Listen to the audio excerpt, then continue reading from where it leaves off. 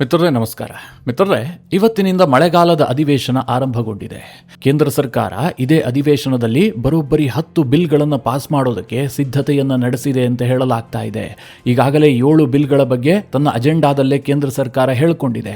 ಉಳಿದಂತೆ 3 ಬಿಲ್ಗಳು, ಮಹಿಳಾ ಮೀಸಲಾತಿ bill, delimitation bill, one nation one election ಬಿಲ್ಗಳು ಕೂಡ ಇದೇ ಅಧಿವೇಶನದಲ್ಲಿ ಪಾಸ್ ಆಗುವಂಥ ಸಾಧ್ಯತೆಗಳಿದ್ದಾವೆ ಅಂತ ಚರ್ಚೆ ಆಗ್ತಾ ಇದೆ.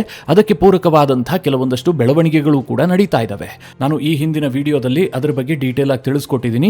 ಈಗ ನಾನು ಅದ್ರ ಬಗ್ಗೆ ಹೆಚ್ಚಿಗೆ ಹೇಳೋದಕ್ಕೆ ಹೊರಟಿಲ್ಲ.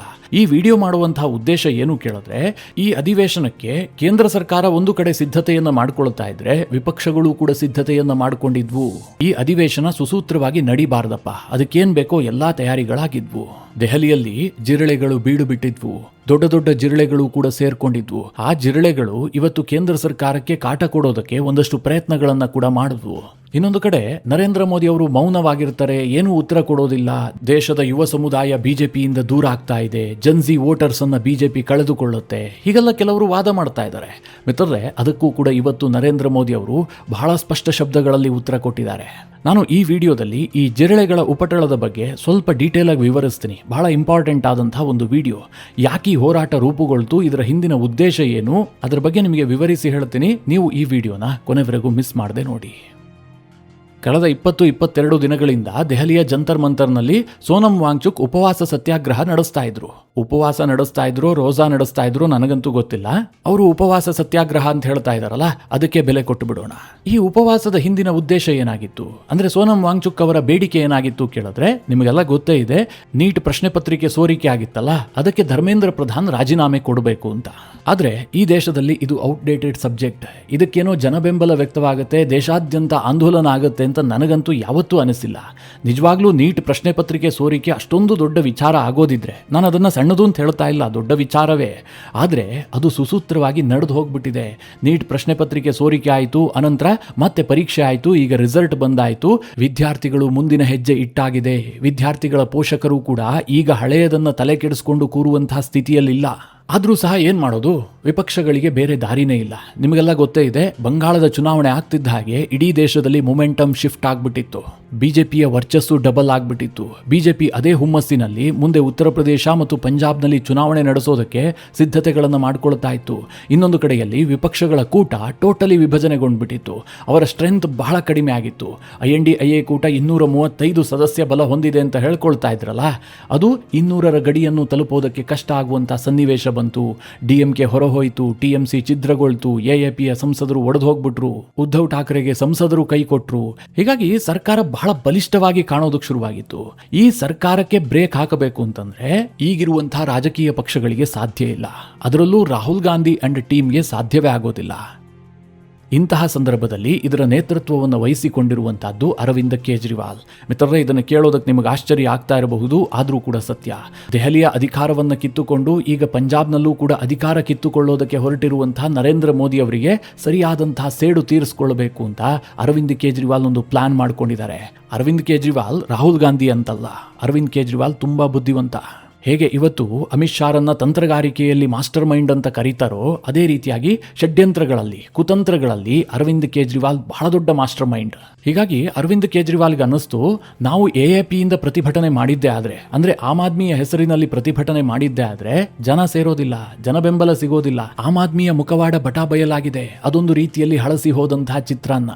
ಕೇವಲ ಆಮ್ ಆದ್ಮಿ ಮಾತ್ರ ಅಲ್ಲ, ಇಡೀ INDIA ಕೂಟ ಬಂದು ಕುಳಿತರೂ ಕೂಡ ಜನ ಬೆಂಬಲ ವ್ಯಕ್ತವಾಗೋದಿಲ್ಲ. ಇವರು ದೇಶದ ಪರವಾಗಿಲ್ಲ, ಸ್ವಹಿತಾಸಕ್ತಿಯೇ ಜಾಸ್ತಿ ಇದೆ ಅಂತ ಜನ ತುಂಬಾ ಚೆನ್ನಾಗಿ ಅರ್ಥ ಮಾಡ್ಕೊಂಡಿದ್ದಾರೆ. ಅದಕ್ಕೋಸ್ಕರವಾಗಿ ಈ ಕಾಕ್ರೋಚ್ ಪಾರ್ಟಿಯನ್ನ ಬಿಲ್ಡ್ ಮಾಡಿರುವಂತಹದ್ದು. ಅಂದ್ರೆ ಅರವಿಂದ್ ಕೇಜ್ರಿವಾಲ್ ಆಮ್ ಆದ್ಮಿಗಳಿಗೆ ಮುಖವಾಡವನ್ನು ತೊಡಿಸಿ ದೆಹಲಿಯ ಜಂತರ್ ಮಂತರ್ಗೆ ಬಿಟ್ರು. ಆ ಜಂತರ್ ಮಂತರ್ನಲ್ಲಿ ಪ್ರತಿಭಟನೆ ಮಾಡಬೇಕಾದ್ರೆ ಕೇವಲ ಕಾಕ್ರೋಚ್ ಪಾರ್ಟಿ ಮತ್ತು ಅದರ ನಾಯಕನಾಗಿರುವಂತಹ ದಿ ಗ್ರೇಟ್ ಅಭಿಜಿತ್ ದೀಪ್ಕೆಯಿಂದ ಏನೂ ಆಗೋದಿಲ್ಲ. ಯಾಕೆ ಅಂತಂದ್ರೆ ಅಭಿಜಿತ್ ದೀಪ್ಕೆಯ ಹಿಂದೆ 1,000 ಜನ ಸೇರೋದಿಲ್ಲ. ನೀವು ಕೇಳಬಹುದು, ಇನ್ಸ್ಟಾಗ್ರಾಮ್ನಲ್ಲಿ ಲಕ್ಷ ಫಾಲೋವರ್ಸ್ಗಳು ಬಂದ್ರಲ್ಲ ಒಂದೆರಡು ದಿನಗಳಲ್ಲೇ, ಬಿಜೆಪಿ ಪಾರ್ಟಿಯನ್ನೇ ಬೀಟ್ ಮಾಡ್ಬಿಡ್ತಲ್ಲ ಅಂತ. ಮಿತ್ರರೇ, ಅದೆಲ್ಲ ಪೇಯ್ಡ್ ಕ್ಯಾಂಪೇನಿಂದ ನಡೆಯುತ್ತೆ. ಆದರೆ ಜನ ಸೇರಿಸೋದಕ್ಕೆ ಆ ರೀತಿಯಾಗಿ ಯಾವುದೋ ಕ್ಯಾಂಪೇನ್ ಮಾಡೋದಕ್ಕೆ ಸಾಧ್ಯ ಇಲ್ಲ ಅಲ್ವಾ. ಯಾವುದೋ ಒಂದು ಏಜೆನ್ಸಿಗೆ ಒಂದು ಸ್ವಲ್ಪ ಹಣ ಕೊಟ್ಬಿಟ್ಟು ಇಡೀ ದೇಶಾದ್ಯಂತ ಆಂದೋಲನ ಸೃಷ್ಟಿ ಮಾಡೋದಕ್ಕೆ ಸಾಧ್ಯ ಆಗೋದಿಲ್ಲ ಅಲ್ವಾ. ಅದಕ್ಕೆ ಒಬ್ಬ ಫೇಸ್ ವ್ಯಾಲ್ಯೂ ಇರುವಂತಹ ವ್ಯಕ್ತಿ ಬೇಕು. ಆಗ ಈ ಕಾಕ್ರೋಚ್ಗಳು ಆಯ್ಕೆ ಮಾಡಿಕೊಂಡಿದ್ದು ಸೋನಂ ವಾಂಗ್ಚುಕ್ರನ್ನ. ಸೋನಂ ವಾಂಗ್ಚುಕ್ರನ್ನ ಅಕ್ಷರಶಃ ಇವರು ಬಲಿಕಾ ಬಕ್ರಾ ಮಾಡ್ಬಿಟ್ರು. ಆ ಮನುಷ್ಯ 20 ದಿನಗಳಿಂದ ಉಪವಾಸ ಕೂತಿದ್ರು. ಆತನ ಜೊತೆಗೆ ಯಾರಿರ್ತಾ ಇದ್ರು? ಹಗಲತ್ತೊಂದಷ್ಟು ಜನ ಬಂದಿರ್ತಾ ಇದ್ರು. ರಾತ್ರಿ ಆಗ್ತಿದ್ದ ಹಾಗೆ ಎಲ್ಲರೂ ಖಾಲಿ ಮಾಡ್ತಾ ಇದ್ರು. ಅನಂತರ ವಾಂಗ್ಚುಕ್ ಏಕಾಂತವಾಸ ಮಾಡಬೇಕಾಗಿತ್ತು. ಯಾರೂ ಜೊತೆಗಿರ್ತಾ ಇರಲಿಲ್ಲ. ಇತ್ತ ಸರ್ಕಾರವೂ ಕೂಡ ವಾಂಗ್ಚುಕ್ಗೆ ಯಾವ ಮಟ್ಟಿಗೆ ನಿರಾಸೆ ಮಾಡ್ತು ಅಂತಂದ್ರೆ ಊಹೆಯನ್ನು ಮಾಡೋದಕ್ಕೆ ಸಾಧ್ಯ ಇಲ್ಲ. ಮಿತ್ರರೇ, ದೆಹಲಿಯಲ್ಲಿ ಯಾರೇ ಉಪವಾಸ ಮಾಡಲಿ, ಸರ್ಕಾರದ ಕಡೆಯಿಂದ ಕನಿಷ್ಠ ಸೌಜನ್ಯಕ್ಕಾದರೂ ಒಬ್ಬ ಪ್ರತಿನಿಧಿಯನ್ನು ಕಳುಹಿಸ್ತಾ ಇದ್ರು. ಆದರೆ ಸೋನಂ ವಾಂಗ್ಚುಕ್ ಲಡಾಖ್ ಭಾಗದಲ್ಲಿ ಸ್ವಲ್ಪ ಹೆಸರಿರುವಂತಹ ನಾಯಕ, ಈ ಹಿಂದೆ ಅನೇಕ ಬಾರಿ ಹೋರಾಟ ಮಾಡಿರುವಂತಹ ನಾಯಕನೂ ಕೂಡ ಹೌದು. ಆ ವ್ಯಕ್ತಿ ಜಂತರ್ ಮಂತರ್ನಲ್ಲಿ ಬಂದು ಕುಳಿತರೂ ಕೂಡ ಸರ್ಕಾರದ ಕಡೆಯಿಂದ ಯಾವುದೇ ಪ್ರತಿನಿಧಿಗಳು ಹೋಗಿಲ್ಲ. ಇದು ಕೆಲವರಿಗೆ ಇಷ್ಟ ಆಗಿಲ್ಲ. ಸರ್ಕಾರ ಯಾಕೆ ಈ ರೀತಿಯ ಧೋರಣೆಯನ್ನ ಮಾಡಬೇಕು? ಬಹಳ ಈಸಿಯಾಗಿ ಇಂಥ ವಿಚಾರಗಳನ್ನ ಮೊಸರಿನಲ್ಲಿ ಕೂದಲು ಎತ್ತದ ಹಾಗೆ ಎತ್ತಬೇಕಲ್ವಾ? ಯಾಕೋಸ್ಕರವಾಗಿ ಇದನ್ನ ರಾಡಿ ಮಾಡ್ಕೊಳ್ಬೇಕು ಅಂತ. ಹೋಗ್ಲಿ, ಅದನ್ನು ಕೂಡ ಬದಿಗಿಟ್ಬಿಡಿ. ಅನಂತರ ಈ ಸೋನಂ ವಾಂಗ್ಚುಕ್ ಪ್ರತಿಭಟನೆ ಮಾಡ್ತಾ ಇದ್ದಂತಹ ಸ್ಥಳದಲ್ಲಿ ಆ ವೇದಿಕೆಗೆ ಯಾರ್ಯಾರು ಬಂದ್ರು? ಪ್ರಕಾಶ್ ರಾಜ್, ಕುನಾಲ್ ಕಾಮ್ರಾ, ಮಹುವಾ ಮೊಹಿತ್ರಾ, ಅರವಿಂದ್ ಕೇಜ್ರಿವಾಲ್, ಶಬಾನಾ ಅಜ್ಮಿ, ಸ್ವರಾ ಭಾಸ್ವರ್, ಇತ್ತೀಚೆಗೆ ಪೂನಂ ಪಾಂಡೆ. ಈ ಹೆಸರುಗಳನ್ನ ಹೇಳದ ಮೇಲೆ ಇವ್ರ ಬಗ್ಗೆ ನಾನೇನಾದ್ರೂ ವಿವರಣೆ ಕೊಡಬೇಕಾ? ಈ ಲಿಸ್ಟ್ ನಲ್ಲಿರುವವರೆಲ್ಲ ಎಂತಹ ದೊಡ್ಡ ದೇಶ ಪ್ರೇಮಿಗಳು, ದೇಶದ ಜನರ ಬಗ್ಗೆ ಇವರಿಗೆ ಎಂತಹ ಒಲವಿದೆ ನಿಮಗೆಲ್ಲ ಗೊತ್ತೇ ಇದೆ. ಅದ್ರ ಬಗ್ಗೆ ವಿವರಣೆ ಕೊಡಬೇಕಾದಂತಹ ಅವಶ್ಯಕತೆ ಇಲ್ಲ. ಅದೂ ಅಲ್ಲದೆ ವೇದಿಕೆಯ ಮೇಲೆ ಕೇಳಬಂದಂತಹ ಘೋಷಣೆಗಳೇನು? ಅಲ್ಲಿ ಈ ದೇಶದ ವಿದ್ಯಾರ್ಥಿಗಳ ಹಿತವೊಂದನ್ನ ಬಿಟ್ಟು ಮತ್ತೆಲ್ಲವೂ ಚರ್ಚೆ ಆಯಿತು. ರಾಮ, RSS ಎಲ್ಲ ಮುಗಿದು ಲಾಸ್ಟಿಗೆ ಪ್ರಧಾನಮಂತ್ರಿಯವರೆಗೂ ಕೂಡ ಬಂತು.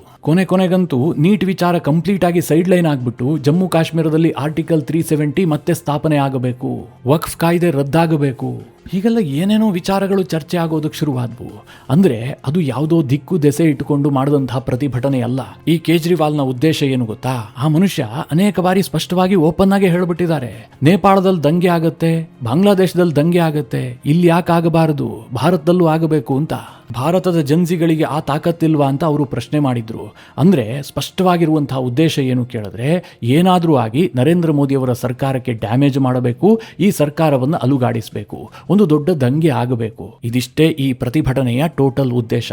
ಅದನ್ನು ಬಿಟ್ಟು ನೀಟ್ ಆಗಿರಬಹುದು, ವಿದ್ಯಾರ್ಥಿಗಳಾಗಿರಬಹುದು, ಇದು ಯಾವುದೂ ಕೂಡ ಅಲ್ಲ. ಈಗ ಮಿತ್ರರೇ, ಇವತ್ತು ಸೆಷನ್ ಆರಂಭವಾಯ್ತಲ್ಲ, ಇವತ್ತಿಗೂ ಕೂಡ ಒಂದಷ್ಟು ಸಿದ್ಧತೆಗಳಾಗಿದ್ವು. ಸೋನಂ ವಾಂಗ್ಚುಕ್ ಅಲ್ಲೇ ಉಪವಾಸ ಮಾಡ್ತಾ ಇರಬೇಕು. ಒಂದು ರೀತಿಯಲ್ಲಿ ಆ ಮನುಷ್ಯನಿಗೆ ಏನೋ ತೊಂದರೆ ಆಗುತ್ತೆ ಎನ್ನುವಂತಹ ನಿರೀಕ್ಷೆಯೂ ಕೂಡ ಕೆಲವರಿಗೆ ಇದ್ದಿರಬೇಕು. ಆದರೆ ಸರ್ಕಾರ ಅದನ್ನು ಬಹಳ ಸೂಕ್ಷ್ಮವಾಗಿ ಹ್ಯಾಂಡಲ್ ಮಾಡ್ತು. ಆತನನ್ನು ಎತ್ಕೊಂಡು ಹೋಗಿ ಸರ್ಕಾರಿ ಆಸ್ಪತ್ರೆಯಲ್ಲಿ ಹಾಕಿದ್ರು. ಕೋರ್ಟ್ ಕೂಡ ಅದನ್ನು ಸರಿ ಅಂತ ಹೇಳ್ತು. ಹೀಗಾಗಿ ಆ ಇಡೀ ಪ್ರತಿಭಟನೆಗೆ ಬಹಳ ದೊಡ್ಡ ಹಿನ್ನಡೆ ಆಯಿತು. ನಾನು ಅದನ್ನೆಲ್ಲ ವಿವರಿಸೋದಕ್ಕೆ ಹೋಗೋದಿಲ್ಲ. ಇದಾಗ್ತಿದ್ದ ಹಾಗೆ ಕೇಜ್ರಿವಾಲ್ಗೆ ಹತಾಶೆ ಶುರುವಾಯಿತು. ಇದನ್ನ ಇಲ್ಲಿಗೆ ಬಿಡೋದು ಹೇಗೆ, ಏನಾದರೂ ಮುಂದುವರಿಸಬೇಕಲ್ಲ ಅಂತ. ಅದಕ್ಕೋಸ್ಕರವಾಗಿ ಹೇಗಿದ್ರು ತನ್ನ ಶಿಷ್ಯ ಇದಾನಲ್ಲ ಅಭಿಜಿತ್ ದೀಪ್ಗೆ, ಆತನ ನೇತೃತ್ವದಲ್ಲಿ ಇವತ್ತು ಚಲೋ ಸಂಸತ್ ಹಮ್ಮಿಕೊಳ್ಳಲಾಗಿತ್ತು. ಅಂದ್ರೆ ಸಂಸತ್ಗೆ ಮುತ್ತಿಗೆ ಹಾಕುವಂತಹ ಯೋಜನೆಯನ್ನ ಕೈಗೆತ್ತಿಕೊಳ್ಳಲಾಗಿತ್ತು. ಜಂತರ್ ಮಂತರ್ನಲ್ಲಿ ಸಾಕಷ್ಟು ಜನ ಕೂಡ ಸೇರಿದ್ರು. ಆದರೆ ದೆಹಲಿ ಪೊಲೀಸರು ಮೊದಲೇ ನಿಷೇಧಾಜ್ಞೆಯನ್ನ ಜಾರಿ ಮಾಡಿ ಯಾವುದೇ ಪ್ರತಿಭಟನೆಗೂ ಕೂಡ ಅವಕಾಶ ಇಲ್ಲ ಅಂತ ಸ್ಪಷ್ಟವಾಗಿ ಹೇಳಿದ್ರು. ಹೀಗಾಗಿ ಇವರೆಲ್ಲ ರ್ಯಾಲಿ ಹೊರಡೋದಕ್ಕೆ ಶುರು ಮಾಡ್ತಿದ್ದ ಹಾಗೆ ಒಂದ್ ಸ್ವಲ್ಪ ಲಘು ಲಾಠಿ ಪ್ರಹಾರ ಕೂಡ ಆಯಿತು. ಮಿತ್ರರೇ, ಇವತ್ತಿನ ಪ್ರತಿಭಟನೆ ವಿಚಾರದಲ್ಲಿ ಕೇಂದ್ರ ಸರ್ಕಾರ ಸ್ವಲ್ಪ ತಪ್ಪಾಗಿ ಕ್ಯಾಲ್ಕುಲೇಷನ್ ಮಾಡದಂತೆ ಕಂಡು ಬರ್ತಾ ಇದೆ. ತುಂಬ ನೆಗ್ಲೆಕ್ಟ್ ಮಾಡಿದ್ದಾರೆ ಅಂತ ಅನ್ನಿಸ್ತಾ ಇದೆ. ಯಾಕೆ ಗೊತ್ತಾ? ಈಗ ನಮಗೆ ಹೊರಗಡೆ ಕೂತವ್ರಿಗೆ ಅರ್ಥ ಆಗ್ತಾ ಇದೆ, ಇದು ಕೇವಲ ಅಭಿಜಿತ್ ದೀಪ್ಕೆಯ ಪ್ರತಿಭಟನೆ ಅಲ್ಲ, ಅಥವಾ ಕಾಕ್ರೋಚ್ ಜನತಾ ಪಾರ್ಟಿಯ ಪ್ರತಿಭಟನೆ ಅಲ್ಲ. ಇದರ ಹಿಂದೆ ಎಂಟೈರ್ ವಿಪಕ್ಷಗಳಿದ್ದಾವೆ, ಮುಖ್ಯವಾಗಿ ಕೇಜ್ರಿವಾಲ್ ಇದ್ದಾರೆ. ಇದು ಬಹಳ ಸ್ಪಷ್ಟವಾದಂಥ ವಿಚಾರ. ಇದೆಲ್ಲ ಯಾರೋ ಒಬ್ಬ ವ್ಯಕ್ತಿಯಿಂದ ಆಗ್ತಾ ಇದೆ ಅಂತ ನೀವು ಅಂದುಕೊಳ್ಳಲೇಬೇಡಿ. ಇದರ ಹಿಂದೆ ಬಹಳ ಸ್ಪಷ್ಟವಾಗಿ ಒಂದು ದೊಡ್ಡ ರಾಜಕೀಯ ಶಕ್ತಿ ಇದೆ. ಇದು ನರೇಂದ್ರ ಮೋದಿಯವರನ್ನು ಎಲ್ಲಾ ವಿಧವಾಗಿಯೂ ಮಣಿಸೋದಕ್ಕೆ ಸಾಧ್ಯ ಆಗದೇ ಇದ್ದಂತಹ ಸಂದರ್ಭದಲ್ಲಿ ಈ ದಾರಿಯನ್ನು ಹಿಡಿದುಕೊಂಡಿದ್ದಾರೆ. ಇವತ್ತಾಗಿದ್ದನ್ನೇ ನೀವು ನೋಡಿ. ಜಂತರ್ ಮಂತರ್ನಲ್ಲಿ ಪ್ರತಿಭಟನೆಗೆ ಅವಕಾಶವೇ ಇರಲಿಲ್ಲ. ಪೊಲೀಸರು ಅನುಮತಿಯನ್ನು ಕೂಡ ಕೊಟ್ಟಿರಲಿಲ್ಲ. ಸಂಸತ್ ಚಲೋಗೂ ಕೂಡ ಅವಕಾಶ ಇರಲಿಲ್ಲ. ಈ ಮಧ್ಯೆ ಬಲವಂತವಾಗಿ ಅವರು ಸಂಸತ್ ಕಡೆಗೆ ಹೊರಟಂತಹ ಸಂದರ್ಭದಲ್ಲಿ ಕಲ್ಲು ತೂರಾಟ ಆಗಿದೆ ಎನ್ನುವಂತಹ ಮಾಹಿತಿ ಸಿಗ್ತಾ ಇದೆ. ಆ ಸಂದರ್ಭದಲ್ಲಿ ಪೊಲೀಸರು ಅಶ್ರುವಾಯು ಸಿಡಿಸಿದ್ದಾರೆ, ಲಾಠಿ ಚಾರ್ಜ್ ಮಾಡಿದ್ದಾರೆ. ಆದರೂ ಸಹ ಕೆಲ ಪ್ರತಿಭಟನಾಕಾರರು ಸಂಸತ್ ಭವನದ ಹತ್ತಿರಕ್ಕೆ ಬಂದಿದ್ದಾರೆ. ತುಂಬಾ ಪ್ಲಾನ್ ನಡೀತಾ ಇದೆ.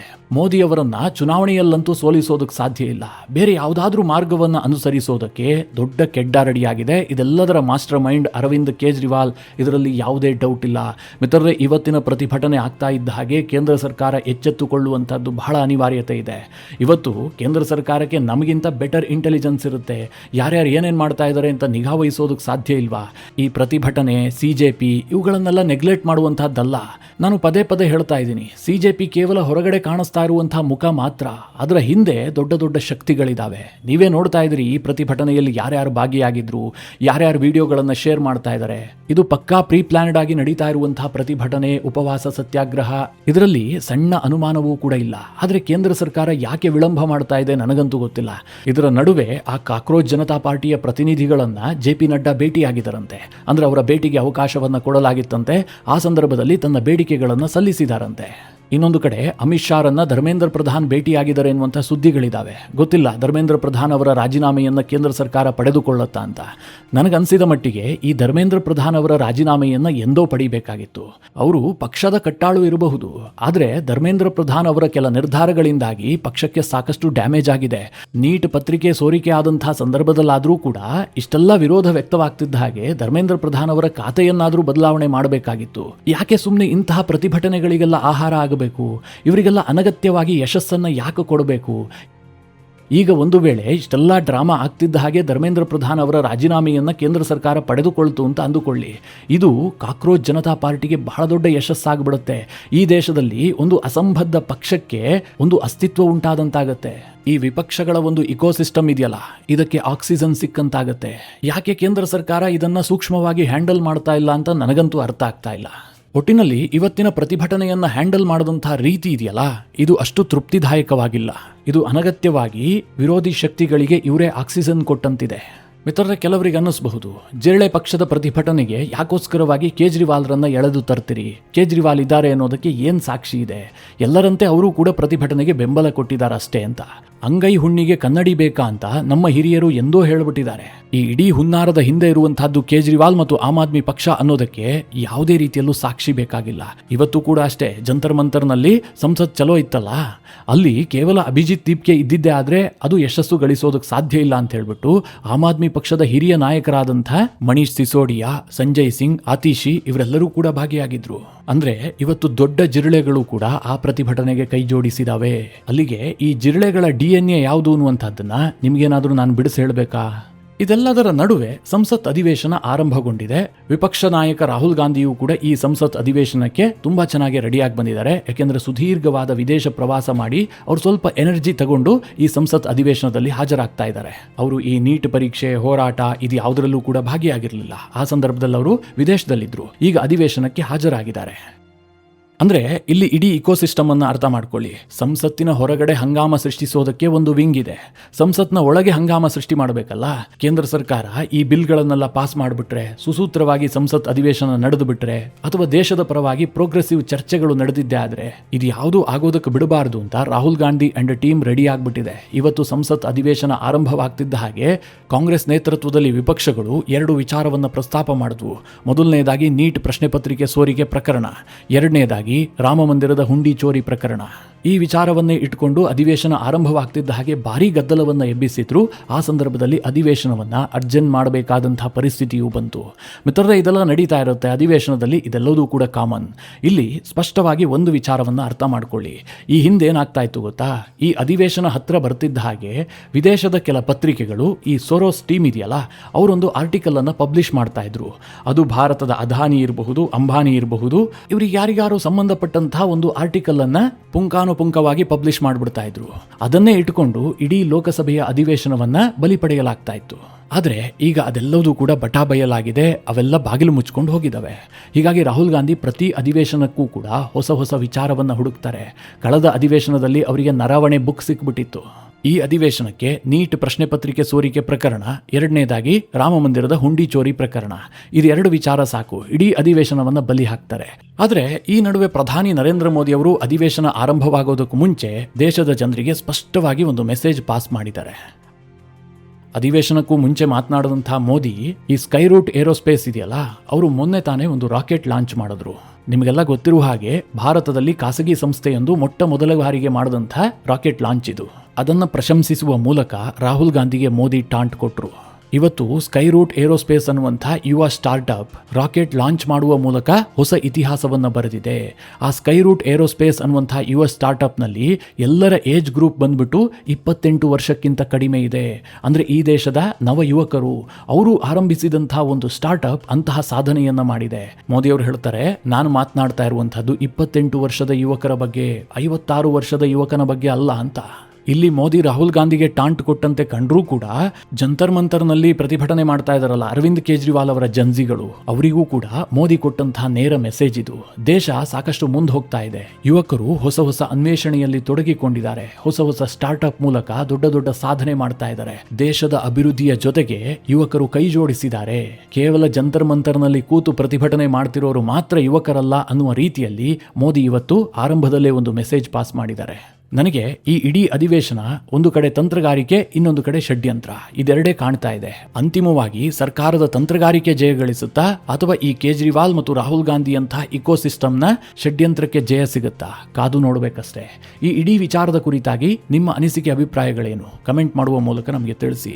ಹಾಗೆ ನಿಮಗೆ ಈ ವಿಡಿಯೋ ಇಷ್ಟವಾದರೆ ಲೈಕ್ ಮಾಡಿ. ಜೊತೆಗೆ ನೀವಿನ್ನೂ ನಿಮ್ಮ ನೆಚ್ಚಿನ ಸಂಸ್ಕಾರ ಸೌರಭ ಯೂಟ್ಯೂಬ್ ಚಾನಲ್ನ ಸಬ್ಸ್ಕ್ರೈಬ್ ಮಾಡಿಲ್ಲ ಅಂತಾದರೆ ಈ ಕೂಡಲೇ ಸಬ್ಸ್ಕ್ರೈಬ್ ಮಾಡಿ. ಮುಂದಿನ ಎಲ್ಲ ಅಪ್ಡೇಟ್ಗಳ ನೋಟಿಫಿಕೇಶನ್ಗಾಗಿ ಬೆಲ್ ಐಕಾನ್ ಒತ್ತಿ.